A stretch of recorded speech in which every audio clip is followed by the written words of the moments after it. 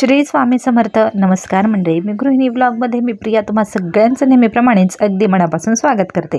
आजचा दिवस तुम्हाला शुभ जावो. तुमच्या मनात ज्या काही चांगल्या इच्छा असतील त्या स्वामी महाराज लवकरच पूर्ण करोत हीच स्वामी महाराजांच्या चरणी प्रार्थना करून आपण आपल्या छानच्या स्वामींच्या व्हिडिओला सुरुवात करूयात. तर मंडळी, आजचा सुद्धा व्हिडिओ स्वामींच्या संदर्भातला खूप खास असा व्हिडिओ असणार आहे, त्यामुळे संपूर्ण व्हिडिओ आपला स्किप न करता संपूर्ण व्हिडिओ पहा. आणि व्हिडिओ जर आवडला तर व्हिडिओला एक लाईक करा आणि आपल्या कमेंटमध्ये श्री स्वामी समर्थ लिहायला विसरू नका. आणि आपल्या चॅनलला देखील सबस्क्राईब करा. अशाच प्रकारचे स्वामींचे व्हिडिओ आपल्या या चॅनलवरती मी तुम्हाला देण्याचा प्रयत्न करत असते. तर चला, जास्त वेळ न घालवता आपण आपल्या आजच्या व्हिडिओला सुरुवात करूयात. तर मंडळी, आजचा व्हिडिओ असा असणार आहे की गुरुवारी अशा कुठल्या स्वामींच्या सेवा आहेत किंवा ज्या कुठल्या सेवा आपल्याला करायच्या आहेत ज्याने आपल्या घराची प्रगती होईल, आपल्या पतीची प्रगती होईल, नवरा बायकोंमधली भांडणं संपतील, घरातली आर्थिक चणचण असतील ती संपतील आणि घरातल्या कटकटी कलहसुद्धा संपतील. तर कुठल्या अशा सेवा आहेत त्या आजच्या व्हिडिओमध्ये मी तुम्हाला सांगणार आहे, त्यामुळे व्हिडिओ संपूर्ण पहा. तर मंडळी, मला कमेंट सेक्शनमध्ये सुद्धा बरेचसे असे प्रश्न येतात की नवरा बायकोची भांडणं होतात किंवा मग खूप आर्थिक समस्या आमच्या आयुष्यामध्ये आहेत किंवा मग काहींचं असं असतं की काहींचं गुरुबळ प्रबळ नसल्यामुळे मग त्यांना आयुष्यामध्ये खूप साऱ्या समस्यांचा सामना करावा लागत असतो. तर अशांसाठीच मी आज खूप छान असे उपाय 1-2 या व्हिडिओमध्ये सांगणार आहे, ज्याने तुमचा गुरुग्रहसुद्धा बळकट होईल आणि त्यासोबतच तुमच्या घरातील भांडणं, तंटे, आर्थिक समस्या, आर्थिक चणचण तुमची कायमची संपून जाईल. तर सगळ्यात महत्त्वाचं म्हणजे आता गुरुवारी आपण सगळ्यात अगोदर तर आपण स्वामी भक्त आहोत. तुम्ही स्वामींची सेवा जरी करत नसाल तरीसुद्धा रोजची तुम्हाला वेळ मिळत नसेल, रोजची सेवा तुम्ही करत नसाल तर तरीसुद्धा आवर्जून गुरुवारच्या दिवशी स्वामींचे फोटो असो किंवा स्वामींची मूर्ती असो तर त्याची छान अशी सागर संगीत पूजा तुम्हाला करायची आहे. मूर्ती असेल तर तुम्हाला अभिषेक आवर्जून करायचा आहे. तर मंडळी, गुरुवारची ही स्वामींची पूजा झाल्यानंतर आता गुरुवार हा स्वामींचा आपला वार आहेच, आपल्या गुरूंचा दत्तगुरूंचा वार आहेच. त्याचबरोबर गुरुवार हा विष्णू आणि लक्ष्मी मातेच्या सेवेचा सुद्धा वार आहे. त्यामुळे आवर्जून आपल्याला या दिवशी लक्ष्मी मातेची आणि विष्णूंची सेवा करायची आहे किंवा पूजासुद्धा करायची आहे. तुमच्या घरामध्ये जर विष्णूंचा, लक्ष्मी मातेचा आणि विष्णूंचा फोटो असेल तर आपल्याला नक्कीच त्या फोटोची सुद्धा छान पूजा, स्वच्छ पाण्याने आपल्याला तो फोटो पुसून घ्यायचा आहे आणि त्याची सुद्धा आपल्याला छान पूजा करायची आहे.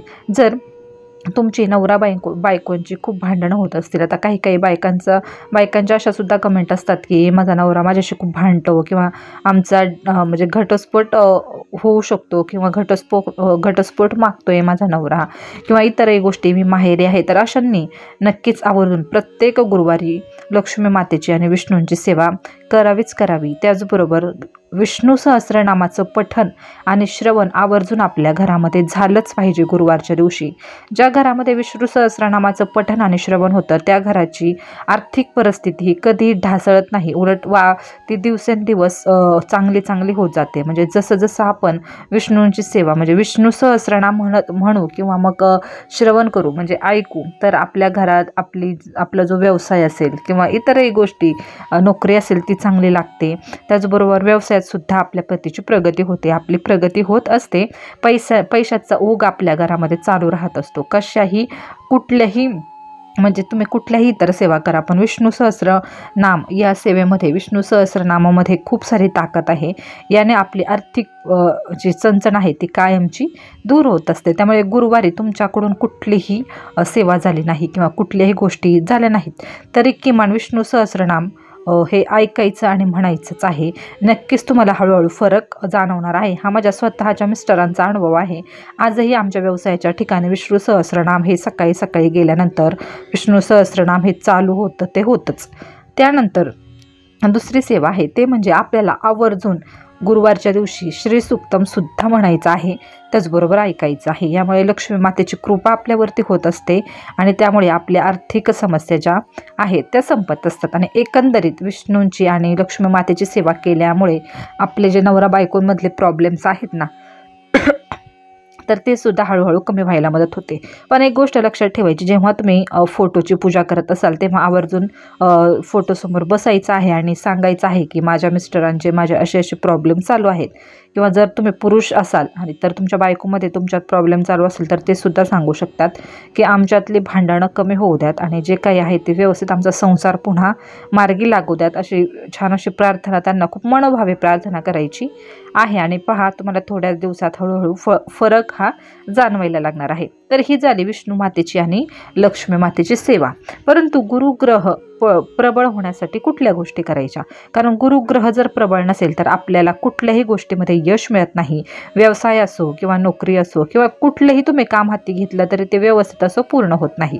याचाच अर्थ असा होतो की आपला गुरुग्रह म्हणजे प्रबळ नाहीये किंवा गुरुग्रह आपला कमजोर आहे। मग अशा वेळी काय करायचं, प्रत्येक गुरुवारी आवर्जून एक गोष्ट करायची, ते म्हणजे आपल्या अंघोळीच्या पाण्यामध्ये चिमूटभर हळद टाकून अंघोळ करायची। गुरुवारच्या दिवशी पिवळ्या रंगाचेच वस्त्र परिधान करायचे, म्हणजे साडी असो, शर्ट असो, ड्रेस असो, पिवळ्याच रंगाचे वस्त्र परिधान करायची। त्याचबरोबर जेव्हा तुम्ही स्वामी सेवा कराल गुरुवारी कशाही प्रकारचे अगदी नामस्मरण जरी केलं तरी गुरुवारी पिवळ्या रंगाची फुलं आणि इतरही दिवशी शक्यतो स्वामींना दत्तगुरु महाराजांना पिवळ्या रंगाची फुलं अर्पण करायची। त्यानंतर पिवळ्या रंगाची कुठलीही गोष्ट, कुठलाही पदार्थ, म्हणजे एखादं कापड असो, एखादा ब्लाऊज पीस असो किंवा एखादी बर्फी असो, जिलेबी असो, असं पिवळ्या रंगाची जी गोष्ट आहे ना ती दत्त महाराजांच्या मंदिरामध्ये आपल्याला दान करायची आहे।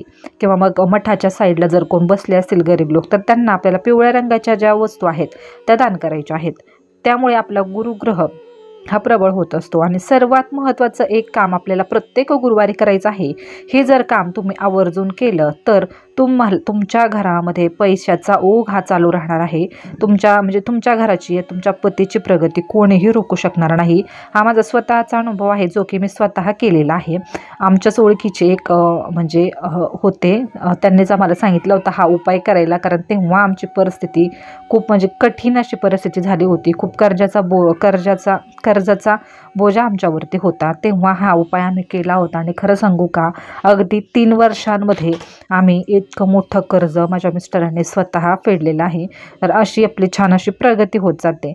तर कुठला आहे हा उपाय, तर काय करायचं आहे आपल्याला, गुरुवारच्या दिवशी आपल्याला हरभऱ्याची डाळ आणि गूळ जो आहे ना तो गोमातेला म्हणजेच गाईला खायला घालायचं आहे। तुमच्या जवळपास कुठेही गोशाळा असेल किंवा कोणाची गाय वगैरे असेल तर आवर्जून प्रत्येक गुरुवारी हे काम तुम्हाला आवर्जून करायचं आहे। खरंच सांगते, तुम्हाला अगदी 2-3 गुरुवारपासूनच फरक जाणवायला चालू होईल। पण कुठलीही तुम्ही सेवा करताना तुमचं मन शुद्ध असणं गरजेचं आहे। कुठल्याही स्वार्थी भावनेने जर तुम्ही एखादी सेवा किंवा एखादी गोष्ट करत असाल की हो आता मला पैसे मिळणार आहेत, आता माझी परिस्थिती चांगली होणार आहे, आर्थिक परिस्थिती, त्यामुळे बघ मी गाईला गूळ आणि डाळ खायला घालणार आहे, अशा प्रकारचा मनात स्वार्थी भाव ठेवायचा नाही। जे काही करतोय त्या माझ्या कामामध्ये मला शक्यतो यश मिळावं म्हणून मी या गोष्टी करतोय अशी भावना ठेवायची। कष्ट करण्याची म्हणजे तयारी आपली असली पाहिजे। त्याचबरोबर आपल्याला म्हणजे स्वामींना प्रार्थनासुद्धा करायची आहे की मला म्हणजे कष्ट करण्याचं बळ द्या, त्याचबरोबर मला चांगली बुद्धी द्या, चांगल्या गोष्टींसाठी माझा वापर व्हायला हवा। म्हणजे अशा प्रकारे चांगल्या जर मनाने तुम्ही या गोष्टी केल्या तर नक्कीच तुम्हाला प्रत्येक गोष्टीत हळूहळू यश मिळायला सुरुवात होत असते। त्याचबरोबर एक गोष्ट नेहमी लक्षात ठेवायची की गुरुवारच्या दिवशी आवर्जून काही ना काही दान करायचं। आता मी असं म्हणत नाही की पिवळ्याच गोष्टी दान करा, जो मला जे शक्य होईल ते गरिबाला नक्की या दिवशी दान करा। अन्नदान केलं तर अतिउत्तम। अन्नदान ही स्वामींची खूप आवडती अशी सेवा आहे।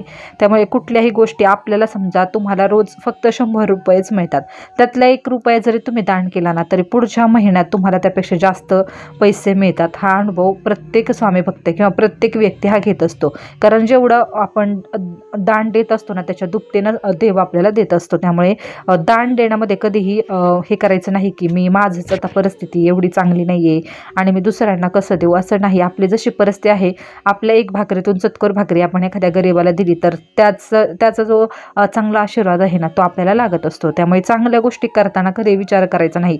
वाईट गोष्ट, आपल्याला एखादी वाईट विचार जरी करायचा असेल तरी तुम्ही 10 वेळा विचार करा, एखादा वाईट विचार मनात येत असेल तर। पण चांगली गोष्ट करताना कधी विचार करायचा नाही। चांगली गोष्ट ही नेहमी चांगलाच परिणाम देत असते। त्यामुळे गुरुवारी आवर्जून या सोप्या ज्या मी सेवा सांगितलेल्या आहेत त्या करून पहा आणि खूप श्रद्धेने करा, खूप मनभावे करा, देवासमोर बसून प्रार्थना करा की या ज्या सेवा मी करते रोज तर ह्या माझ्या संसारासाठी आहेत, तर तुम्ही यासाठी मला मदत करा। स्वामींना सुद्धा सांगा की सगळं आमचं जे आहे चालू घरातले प्रॉब्लेम ते पूर्णपणे कायमचे नष्ट होऊ द्यात, अशा सेवा मी करत राहील। किमान 1 माळ तरी जप गुरुवारी करा। 10-15 मिनटं वेळ काढू शकत असाल तर आवर्जून 11 माळी जप सुद्धा तुम्ही गुरुवारी करू शकता। खूप छान लाभाने होतात, कारण नामस्मरण इतकी मोठी सेवा कुठलीही नाही, हे मी प्रत्येक व्हिडिओमध्ये सांगत असते। त्यामुळे गुरुवारी जर तुम्ही या सेवा केल्या तर त्याचा लाभ तुम्हाला अवश्य होणार आहे। तर मंडळी, हा छोटासा आजचा व्हिडिओ तुम्हाला आवडला असेल तर व्हिडिओला एक छानसा लाईक करा आणि कमेंटमध्ये श्री स्वामी समर्थ लिहायला अजिबात विसरू नका। व्हिडिओ आवडला तर तुमच्या मित्रमैत्रिणींना सुद्धा शेअर करा आणि आपल्या चॅनलला सुद्धा नक्की सबस्क्राईब करा। अशाच प्रकारचे छान छान व्हिडिओ मी तुमच्याशी शेअर करण्याचा प्रयत्न करेन। तर चला पुन्हा भेटूयात अशाच एका छानशा व्हिडिओ सोबत। तोपर्यंत सगळ्यांना श्री स्वामी समर्थ।